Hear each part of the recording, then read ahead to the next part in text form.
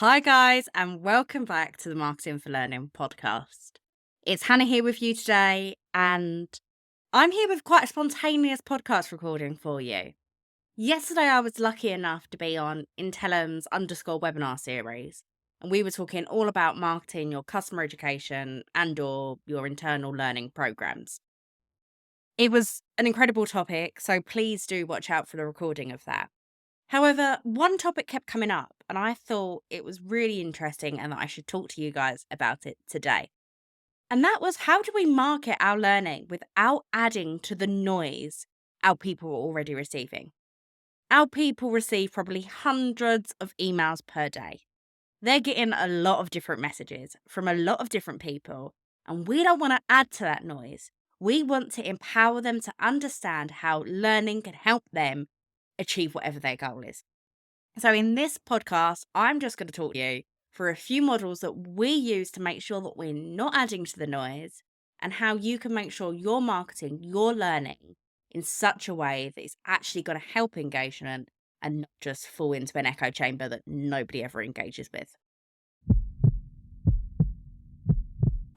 So when it comes to marketing for learning, often people automatically assume that we are talking about marketing a specific program to a specific target audience. Instead, I want you to take a step back, and I want you to think about marketing your entire offering, your entire learning offering, to your entire audience. Of course, within that, we segment our audience, we create learner personas, and we target them in a particular way that's going to resonate with their wants, their needs, their fears, their pain points, their motivations, their goals, and all of that good stuff that we include in learner personas. But it's a thinking of your entire learning offering that's really going to make the difference, and it's going to stop you feeling like you're adding to that noise. Let's look away from learning for a second, and let's think about Apple. Apple's always a phenomenal example when we're talking about marketing. Apple will often do what we call brand marketing. They put out adverts and communications that are just about their brand, about how aspirational Apple is, how you should really want to have an Apple device of some sort, how Apple is going to change your life. And that's their brand marketing. Then from that, they will advertise their iPhone, their MacBooks, their iPads, their AirPods, and all the other products that they sell. And I want L&D to start thinking about their learning in that same structure. You have your brand marketing. This is your overarching message. This is your team's positioning statement. What is it that you are doing to help your target audience? What is it you are giving them? Because I'm gonna guess you don't wake up and think, what I'm giving my target audience today is another GDPR course, another data protection course that nobody wants to take. That's why I love working in learning and development. You don't think like that, do you? So what I want you to do is think of that mission. What is that vision? What is that thing you are giving your target audience? Your overarching brand message. Then from that, where applicable, you can absolutely market a particular program if it's relevant. For example, maybe there's a new program that has just launched and you really need to get people involved with it, or you want them to know it's there. But what we primarily should be doing as L&Ders, marketing our learning, is driving people to a point of self-service. Saying, we have all of this great stuff that you can engage with. We're going to empower you to reach whatever goal you want to reach. Come to this destination. Start learning. It might not even be a destination. It might be go out and be more curious. Because truthfully, I know every L&D team I have ever spoken to, their primary objective is to help people and help people help themselves. When we're working with our clients here at MAS, we use a model called the hum, sing, shout method to compartmentalise our marketing and make sure we're not adding to the noise. We're being quite deliberate with our marketing throughout our strategies. So for the case of this podcast, we're going to assume we've got a 12-month strategy. Sometimes people have 6 months. Sometimes people have 18 months. We're just going to stick with 12, okay? So we start off with our hum content. That's our always on content. It's our brand marketing, like I just spoke about. It's ways that we can get people involved with our entire learning offering. Maybe it's success stories, you're putting out testimonials, maybe you're using influencers or learnfluencers as we like to call them. Maybe we're just getting people to think about their personal development and their career growth. That's our hum content. And that should span the entirety of our strategy. So in our case, it should be going on for the entirety of the 12-month strategy. After our hum content, we have our sing content. And they're smaller campaigns that are more targeted. Maybe in this case, we're thinking about more program focuses. We still wouldn't recommend marketing one particular course, like maybe one particular e-learning course on your LMS. That's going to end up very messy. But maybe with your sing content, you want to be thinking about a broad topic. So you might be thinking about developing leadership skills in your people, which obviously has a multitude of different skills underneath it. Maybe you want to be thinking about getting your people ready for the future, and that could mean so many different things. But it's targeted at personal interests of your target audience. Your sing content might just target one of your personas. It might target a couple. It might target all of them. But we're thinking about things that our people want and how we can help them. It's much more targeted rather than that broad message we're doing in our hum content. And with our sing content and our smaller campaigns, we're going to spread them out across our strategy. So maybe for a 12-month strat, you'll have 3 or 4 sing campaigns, 3 or 4 targets. Remember, your hum content's still happening, your sing content goes over the top. Then we have our shout content. That's our one big broad message. It's cornerstone. It's very, very resource intensive. This is when you're going to make the noise. You're not adding to the noise, you're making the noise. You're getting people to look at L&D.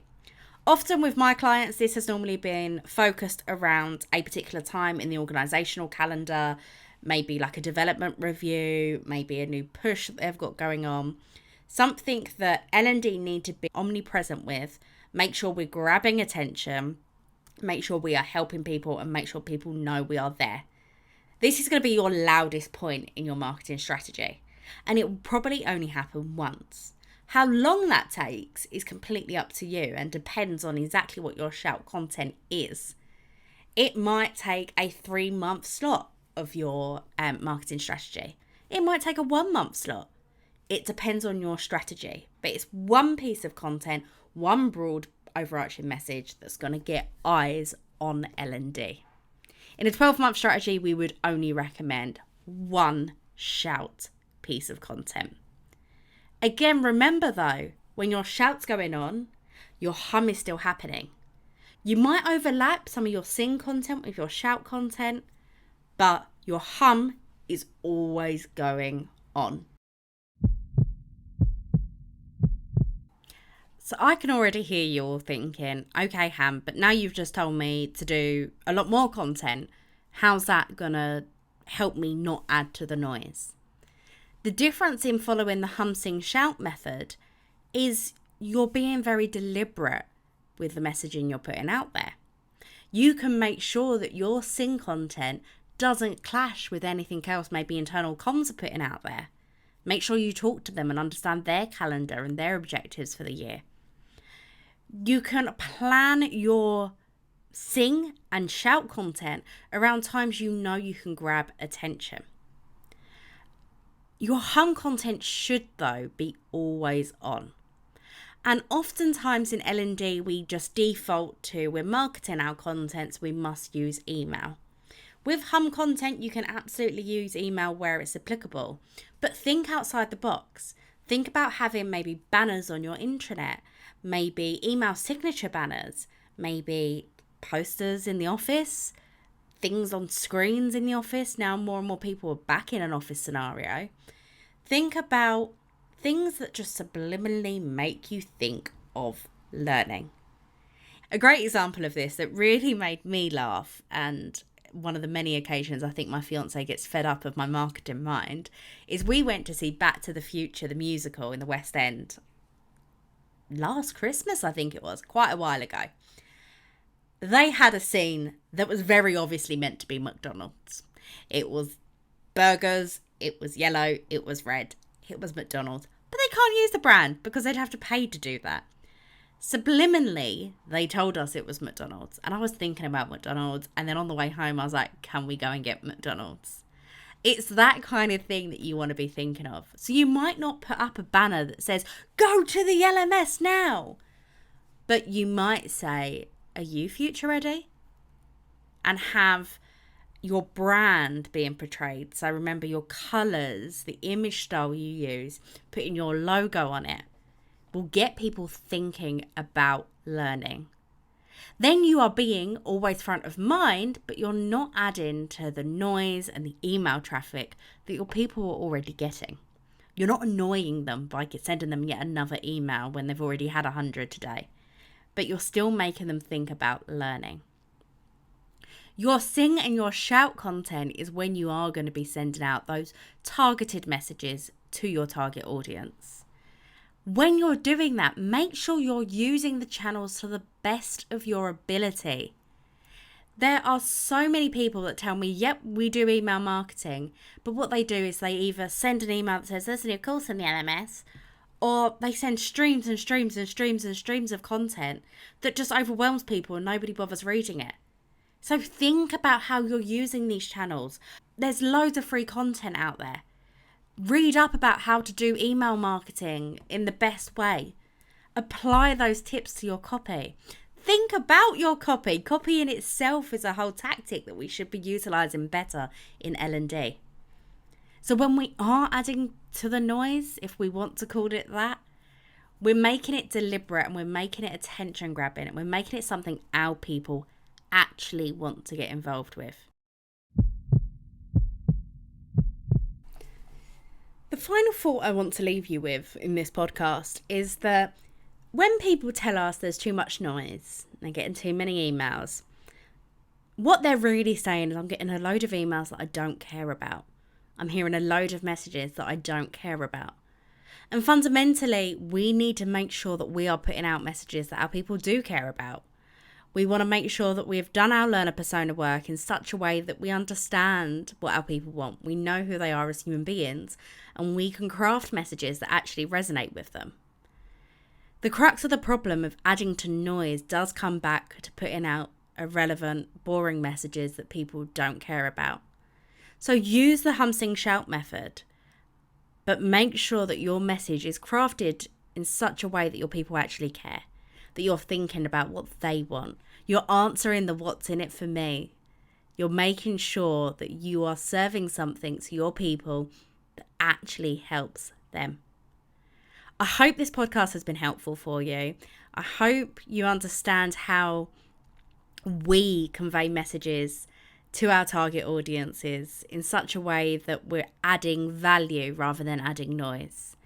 If you have any questions on the topic, please feel free to reach out. Please keep your eyes peeled for the recording of yesterday's webinar with Intellum. It was really, really great, and I'm sure there'll be a lot of value for you in there as well. And if you have any suggestions for the pod, if you've got any questions, reach out. And if not, I will see you all on the next podcast, guys. Bye.